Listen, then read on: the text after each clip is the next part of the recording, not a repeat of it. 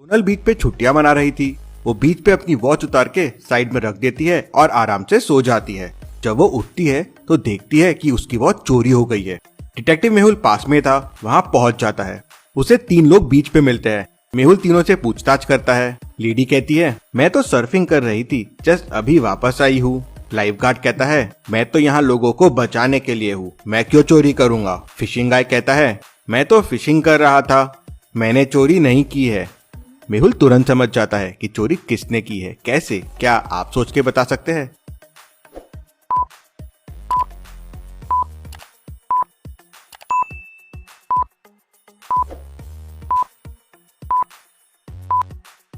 चलिए इसका आंसर देखते हैं। चोरी ये फिशिंग वाले ने की है। ये बीच है और इस पे पैरों के निशान आने ही हैं। लेडी के पास देखिए, पैरों के बस एक ही निशान है, वो भी लेडी के।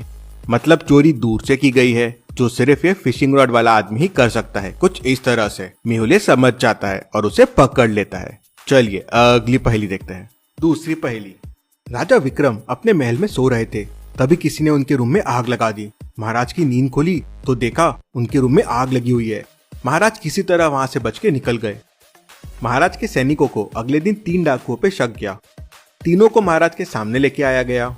महाराज ने कहा, किसने मुझे मारने की कोशिश की है, मुझे सच सच बता दो। पहला कहता है, महाराज मैं तो अब सुधर गया हूँ, ऐसे काम नहीं करता हूँ और आपको मारने का प्रयास तो कभी नहीं करूंगा। दूसरा कहता है, महाराज मैं तो सिर्फ चोरियां करता हूँ, आपको मारने की कोशिश क्यों करूंगा।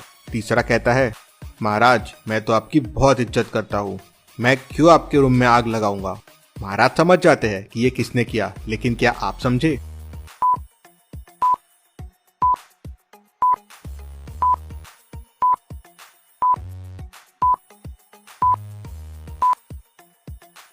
चलिए इसका आंसर देखते हैं। महाराज ने उनके रूम में आग लगाई, ऐसा तो किसी को बताया नहीं था, तो तीसरे वाले को कैसे पता चला कि महाराज के रूम में आग लगी थी?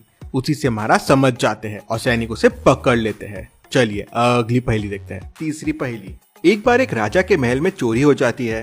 राजा एकदम गुस्से में आ जाता है। सैनिकों को 3 लोगों पे शक जाता है, लेकिन तीनों कहते हैं उन्होंने चोरी नहीं की है।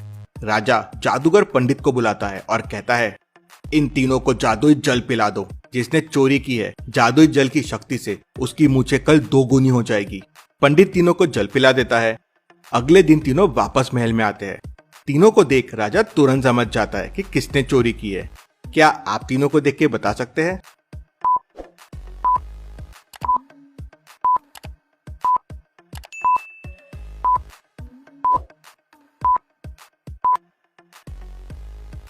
चलिए इसका आंसर देखते हैं।